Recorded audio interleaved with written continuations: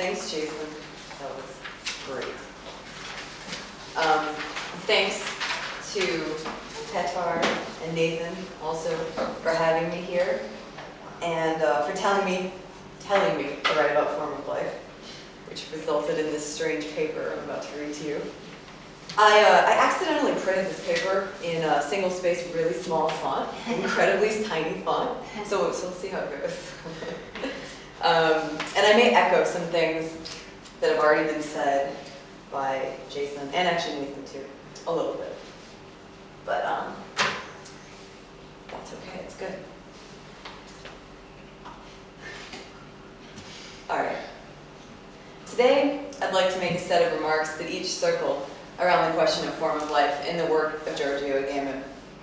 Form of life is a concept of both separation and cohesion, and one of its nicest features, I think, is that it contains within its very name an inherent historicity. That is to say, this is the reason, by the way, I think it's even worth talking about this concept at all, or using it, instead of throwing it away. This is to say that it points at once backwards and forwards towards both its formation, in what I will explain is the denial of world, and its possible beyond, wherein the very terms of which it's composed should collapse.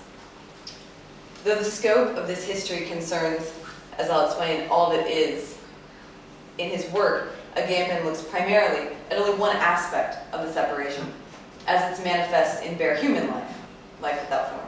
Right?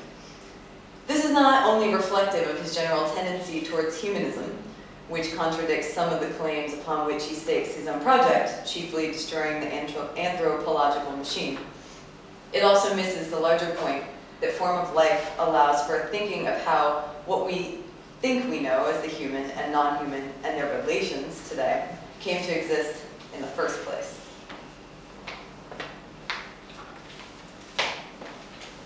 In the same vein, much of the commentary surrounding Foucault's later work and Agamben's form of life discussions usually focuses on biopolitics, asking how it is that power has taken life itself as its object, investing it, inciting it, etc.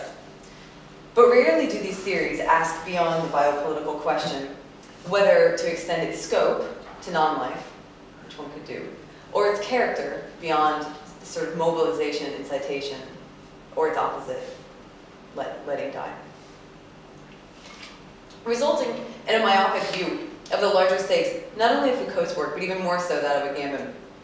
For what's missed is the fact that the creation, identification, and incitation of bare life and bare lives is only a piece of another, perhaps more fundamental process, one predicated on the separation of form and matter and all that exists, and which, as I mentioned, we can think of as the denial of world. So if in this paper, I don't talk very much about the question of life beyond this point in my introduction, that silence itself should speak to the inadequacy of this kind of philosophical ground for thinking form of life, I believe. On this reading, at least, not the one that we just heard. The importance of this claim I hope to show less through an extensive discussion of Agamben's own text, and more by situating the problem of form of life within the terms of the late post-Dasein, aka anti-humanist Heideggerian topology of being. To get at all this, I bookended the paper with two fragments, one ancient Greek, one contemporary Dutch French, each serving as points of orientation that will help to tell the story of the past, present, and future that I think we can see in this concept, form of life. So, to begin, let me just run through a certain reading of like Heidegger, and if this is a little bit clear to some of you, sorry, but I needed to set it up. So, and this I'd like to situate by way of the first fragment, the fragment of Heraclitus cited by Heidegger in his discussion of Aristotle's physics. Nature loves to hide. In this fragment, three crucial things. Nature, first of all, is physis in that primary and original sense attributed by Heidegger to the Greeks, not as the domain of landscape, wilderness, or even of living beings, but spanning the broad and unrestricted scope of sky, earth, stones, plants, animals, man, women, history, the work of men and gods and their destiny, in a phrase, as he says, everything that is. Second thing, nature, of course, as the bringing to presence of physis, the original and most basic mode of presencing, well-known Heidegger, self-originating, self-presencing. Thirdly, of course, yet as nature loves to hide. Hiding here implies resistance to visibility or intelligibility, shrouding, absencing, covering, or veiling. As Heidegger put it, only what in its very essence unconceals and must unconceal itself can love to conceal itself. Thus nature is originary self-presencing or absencing, or better, presencing absencing, a coming to presence precisely in absence, and darkness, even and most precisely in illumination. The role of mortality, of course, here is fundamental, not as it refers to the biological perishing of a living being, but in the sense of time, as it gives a being's fundamental immutability. Heidegger's glimpse of the so-called Greek way of thinking nature is maintained throughout his later writings, in particular in the figure of the fourfold, which he develops explicitly in order to deal with the perceived anthropocentrism of Dasein. And by the way, everything I'm about to say about the fourfold, you might take as sort of a little bit of a criticism of what Graham Harman has been saying recently about the fourfold, if you want to. But that's not my main point here. All right, so here in the fourfold, where world and thing are brought to the fore, being is to be understood in itself displaying world, worlds, thing, things, and as movement, worlding, thing. Physis becomes Gelassenheit, the letting be. A term, by the way, whose appearance in the contributions to philosophy is accompanied by Heidegger's marginal note, no Buddhism, the opposite. Who or what is letting be? It's not the human that lets be. This is very clear. It's being that lets be. That it can be a way of being of the human at all is first of all due to the fact that it's primarily the way of being itself. It is inhuman, this which we must call a comportment of the world in and through which beings come into and out of presence freely. With letting be, we're reminded of Spinoza's struggle to articulate immanent causality, the meaning of which was so precise and so rare that it required the invention of a new verb in the Jewish language of Ladino. The resultant term, passe arse, to walk oneself, was effective due to its grammatical scrambling of the subjective and objective elements. Who walks what? Walking walks. In the essay, Absolute Immanence, the immanence of walking oneself is equated by Agamben with the letting be of Gelassenheit, and I think this is a good comparison. Walking walks then points back to the Heideggerian world worlds. If the thing is the thing as thing, it's because the world is now the as. No more transcendence, no more representation, for the world is nowhere else but the thing in its thinging. No more Dasein, and no more human, for the interplay of thinging and worlding is no longer centered around the human, nor does it provide the transcendental structure for the existence of a Dasein, as was the case with being in the world. Now, understood as mortals, humans are only one amongst many elements within the so-called autonomous play of the world fourfold. Animal and stone, once denied access to world, well, are now equally folded into the folding, unfolding that gathers the phenomenon as the gathering of its context, thinking as worlding.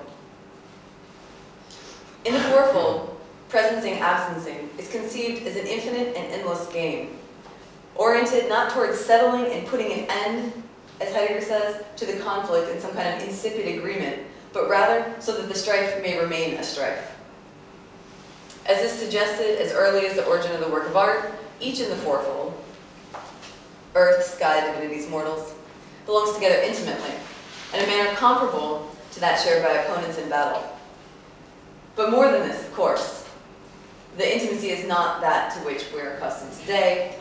The four do not exist in isolatable particularity in any way. They do not, as it were, stand side by side, singly. It's put most beautifully and also succinctly in the thing. Here, thinging is defined as the gathering of context, of worlding. As for world speaks of the bounded nature of phenomena, as they gather and are gathered in presencing, absencing, insistent upon thrownness. World speaks of the givenness of facticity, the appropriateness of any being that is and has to be its own ways of being. That same line. Conversely, worlding is gathering the phenomena is what Heidegger calls thinging. So in thinging, a sense of contingency and chaos. In worlding, a sense of binding and attachment. Outside of this context, neither word has any sense. Of gods and dignity, splendor and stone, plants and humans, each element of worlds, there is a reciprocal constitution. But even this wording is insufficient. More than this, if their intimacy is indissoluble, elements of world are beyond relation. Indecisively assuming a way of being and a situation as the gathering contingent play of Morphe and Heil, worlds. To say that it's not possible here to separate out bare life or bare non-life would almost at this point be redundant. Okay, so the world described in this way is so distant, seems so odd, is due not only to the fact that it has been forgotten, as Heidegger always said, but more importantly, that also for hundreds of years it's been actively denied. The status of this denial is crucial, and to understand it requires a return to Heidegger's account of the way techne, making something constantly and exclusively present, the Aristotelian teleology, was brought to encompass and reign against Physis, as I just described.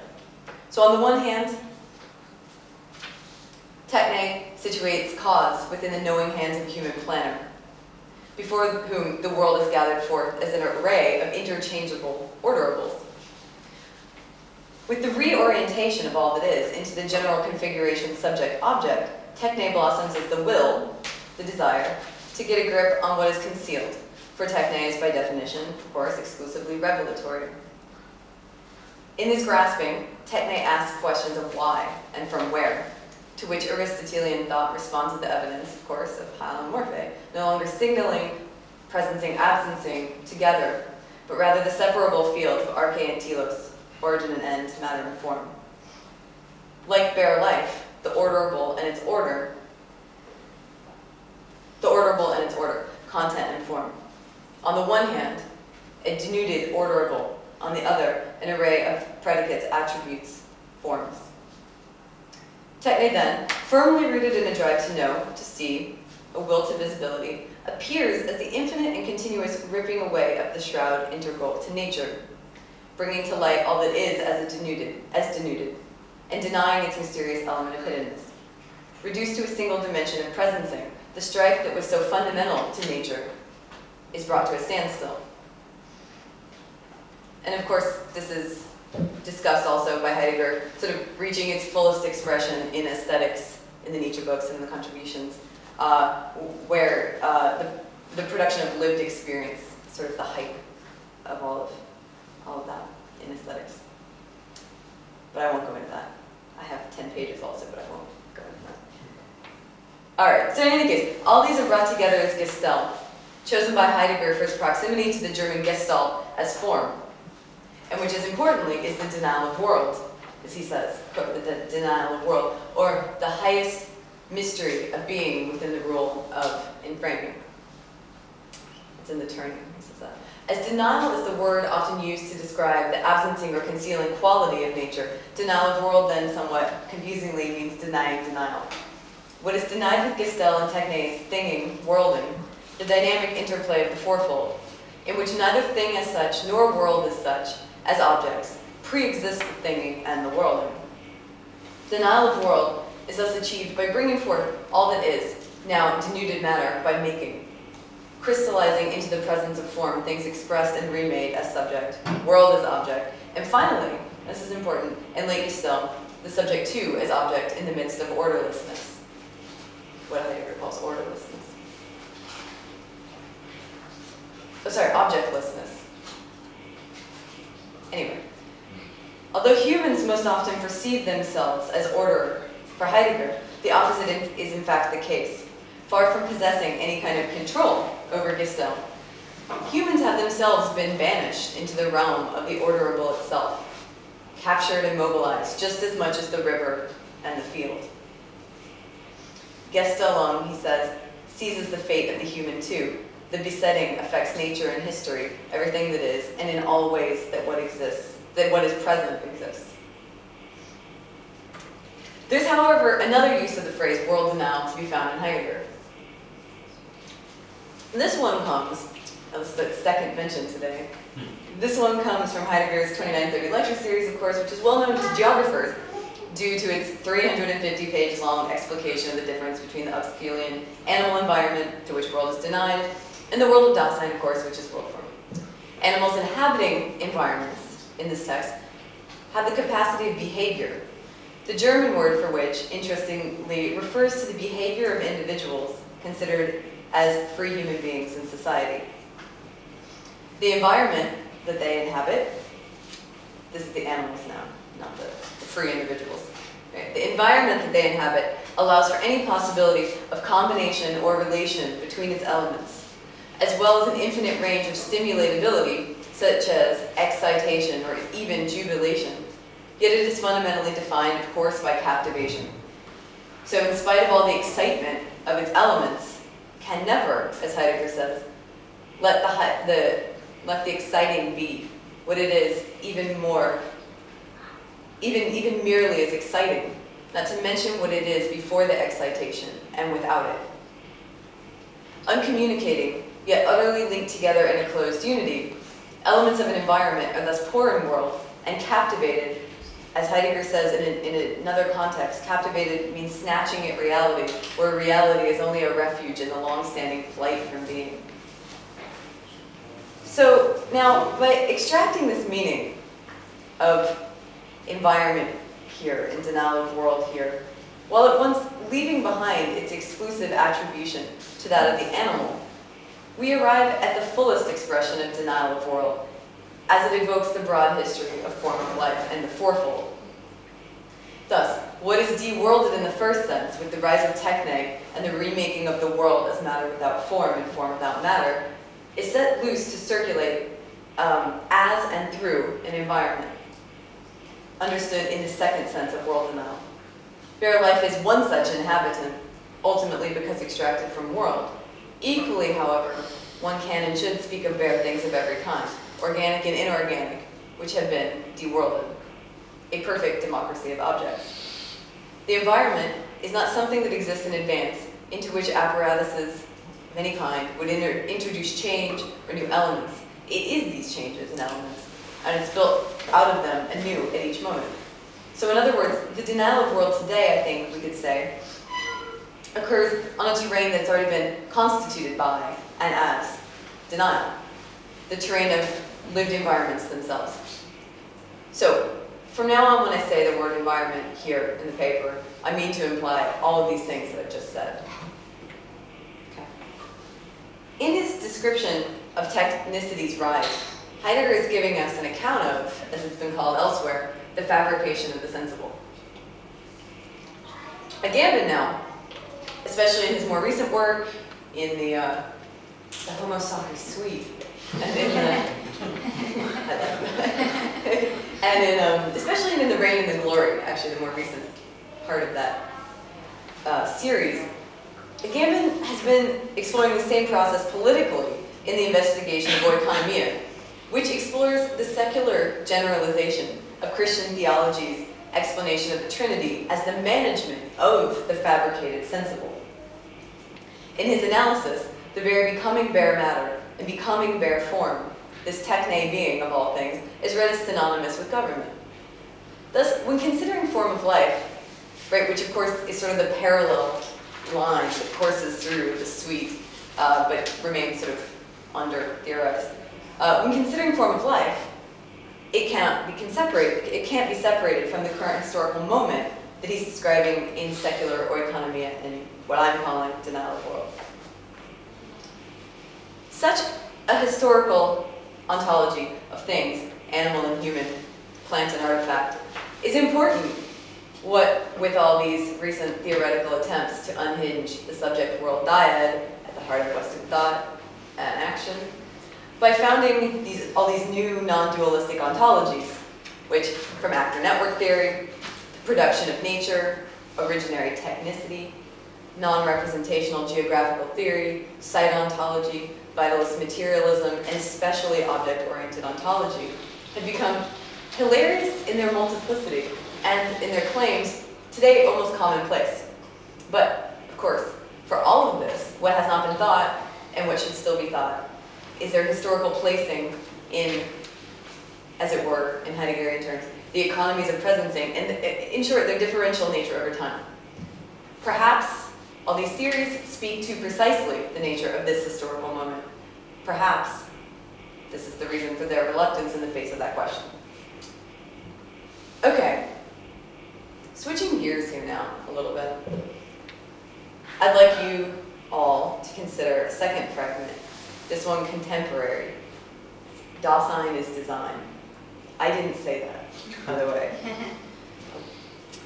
The phrase, originally coined by Dutch Slaughterjackian Henk Oosterling, and recently hyped by the other Slaughterjackian, Bruno Latour, emerges as an appeal to what Oosterling calls a creative lifestyle whose cornerstones will be eco-political sustainability and geopolitical responsibility. Here's Oosterling's gloss. Authentic Dasein is an unceasing attempt to give a decisive turn to our state of thrownness in the world by moving together to design a society. Design, then, equates to making decisions about form in order to liberate ourselves from the arbitrariness of life, which, paraphrasing Nietzsche, we can see as a throw of the dice on the table of the gods. We must unthrow our lives. And here he's referring to the way that the Dutch word for design can also be read as unthrow. We must unthrow our lives. The etymology refers to making order out of chaos. End gloss.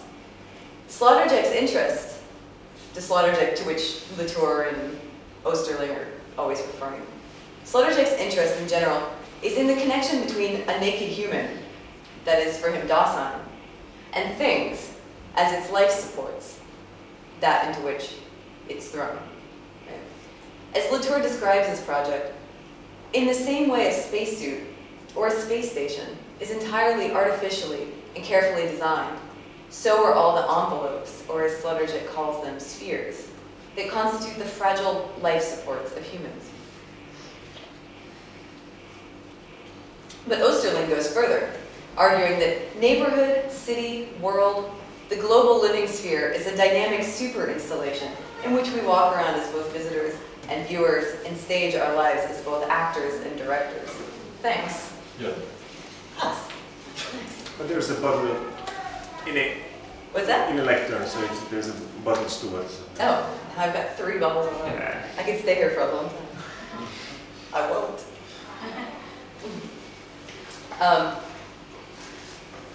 Oosterling goes further, I'm just going to say this again, arguing that neighborhood, city, world, the global living sphere is a dynamic super-installation in which we walk around as both visitors and viewers and stage our lives as both actors and directors.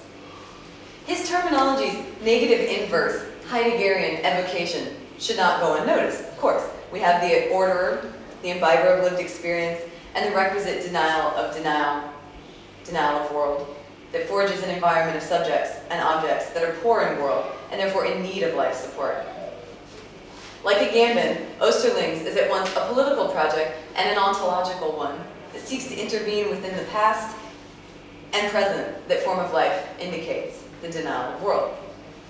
But unlike a Gambin, Dasein's design embraces the unthronedness of being via the triumph of techne. Design cannot be detached from aesthetics, of course. And both Heidegger and Kojève have brought attention to the idea, as I mentioned briefly earlier, that the aesthetic lucidity of pure form has become the predominant way of being in the world today. As evidence of this, they, as well as Oosterling, by the way, similarly look to Japan, and in particular to a form of pure aesthetics, Ikki, practiced there. What's interesting about Ikki, for our purposes, is its resonance with Foucault's concept of security. For Ikki, the focus is not, as in most other aesthetic practices, on objects or artworks in a museum or collection, but rather on the context. Ikki, for this reason, has been called the aesthetics of everyday life, or a situation aesthetics.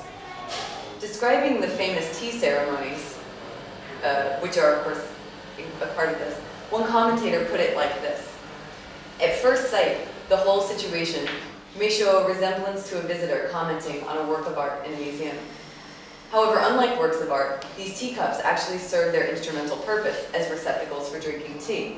No separate pieces of this experience are considered to be independent works of art to be appreciated, but rather what matters here is the whole aesthetic experience embedded in one day of the incessant current of one's life. It is the whole environment and the moments in which the experience takes place, from the architecture of the tea house and the garden to the design of the teacup. The entire situation of tea ceremony is one that naturally fits into the context of everyday life. This is similar, in a formal sense, to the way that Foucault describes security, in which apparatuses no longer take as their prime object the body of the individual, but rather an entire milieu, the whole of an open environment. Roads, waterways, weather, animals, diseases, architecture, agriculture, circulation, in short, the framework, as Foucault calls it. Again, kind of conjuring Gestalt, oddly, because of course he never talks about Heidegger. But to reiterate, what is taking place is not merely arrangements of pre-existing things, rather there is at once the constitution of those very elements and their arrangement in and through a total environment. For example, Foucault discusses the creation of populations through statistics, the first graspings of human groups whose lifespans, birth rates, and biological relations could be calculated as an aggregate to measure the power of a particular state or to track deadly pathogens such as cholera. These statistics, however, operate upon human beings, an already de-world being, but these populations are also subdivided and refashioned in sales analyses which create predictive models that both take into account and create objects that can be measured, tested, calibrated, and optimized, such as weather, holidays, consumer confidence, and unemployment rates.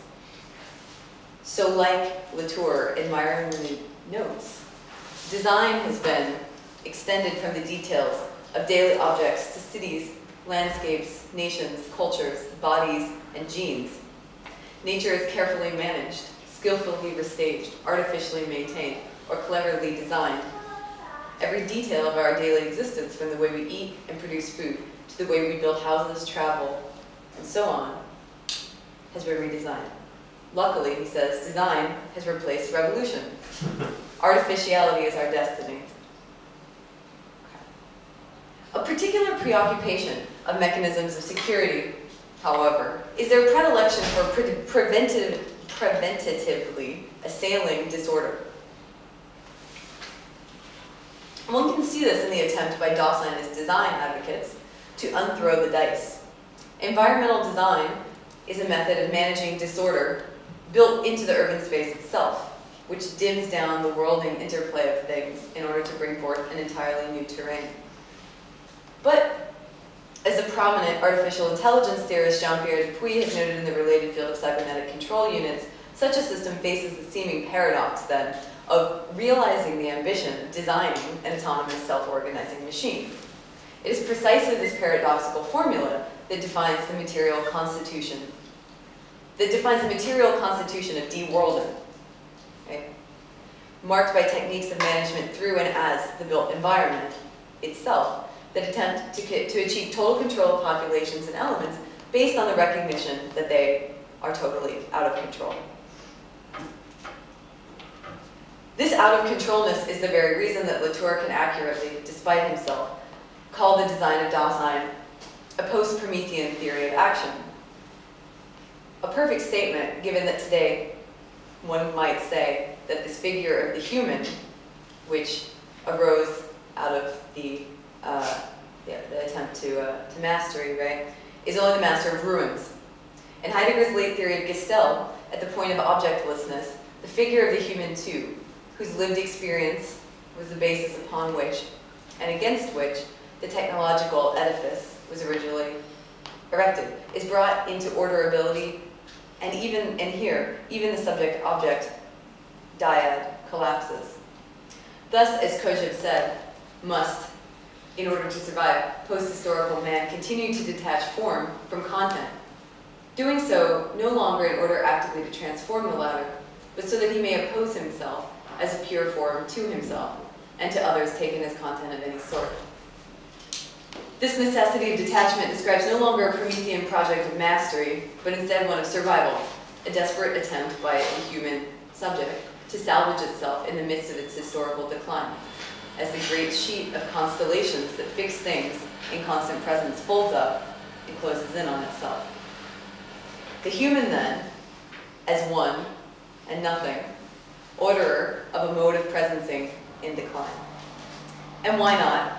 If we look to Japan one more time, we can see these dreams to total control shattered amidst an ongoing nuclear meltdown, right? Thus, a Agamben suggestion makes more sense now. A Agamben suggestion that today the only political task left is that of managing the survival of humanity in an uninhabitable world. All right, I'm going to wrap up now. Thanks. So going back to form of life.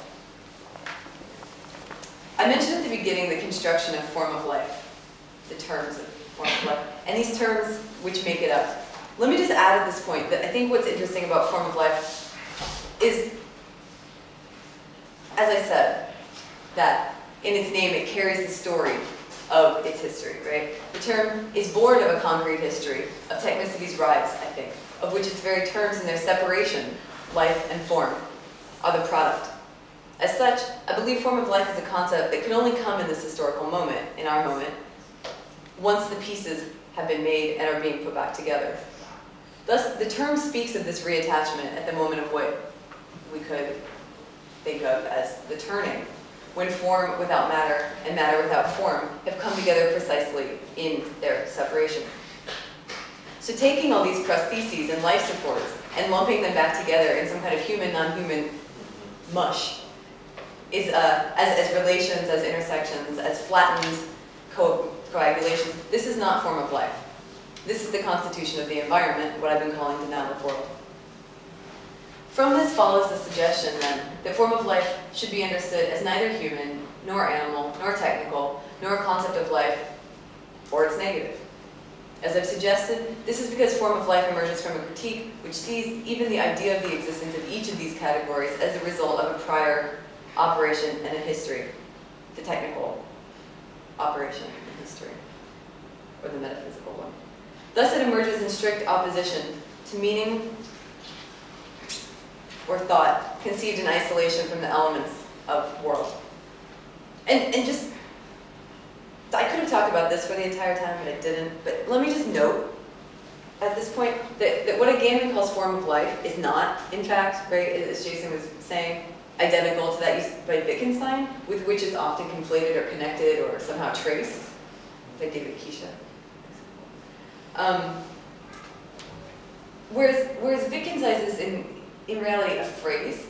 You know, of course, Agamben's formulation actually contains two additional terms, the hyphens, thus making it, I think, a new concept, though not one without incredible resonance and similarity, right, to Wittgenstein. And of course, Agamben, right, is well aware of what punctuation marks do. He talks about this with regard to Deleuze. He says the hyphen is, of course, he says the most dialectical of punctuation marks, uniting to the degree that it distinguishes and distinguishing only to the degree that it unites, et cetera, et cetera. So the hyphens are at least worth thinking about. Another point. And they bring together sort of the under one, right? The inseparability of subject and qualities, life and world, being and ways of being, constituted, as he says, through a nexus in their context of form of life. So we can think of the hyphens just as that nexus. The hyphens also, I think, refer back to the strife and movement of the fourfold that I was describing before. The antagonism. Why not?